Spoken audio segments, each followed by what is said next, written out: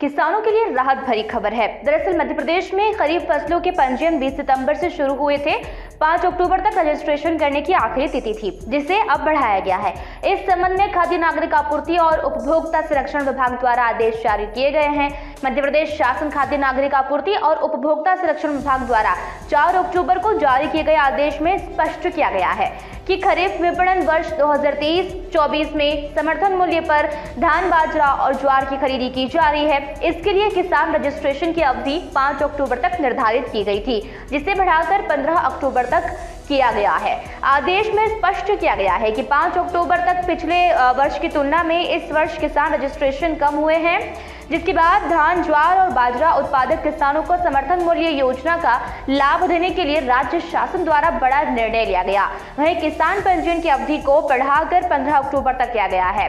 ऐसे में किसान 15 अक्टूबर तक समर्थन मूल्य पर धान, मक्का और अन्य मोटे अनाजों का उपार्जन के लिए रजिस्ट्रेशन कर सकेंगे। हालांकि किसानों को ऑनलाइन रजिस्ट्रेशन आवश्यक होगा।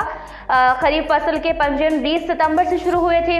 वहीं किसान ग्राम पंचायत कार्यालय की सुविधा केंद्र, जनपद पंचायत, तहसील कार्यालय, सहकारी समिति और खरीदी केंद्र में निःशुल्क पंजीयन कर सकते हैं। इसके अलावा किसान MP online kiosk centre, common service centre, लोक सेवा केंद्र और अन्य संचालित साइबर कैफे में 50 रुपए की शुल्क और आवश्यक दस्तावेज देकर 15 अक्टूबर तक उपार्जन के लिए रजिस्ट्रेशन का कार्य पूरा कर सकते हैं। किसान एमपी किसान अपने एंड्रॉयड मोबाइल पर डाउनलोड करके स्वयं भी पंजीयन का कार्य पूरा कर पाएंगे।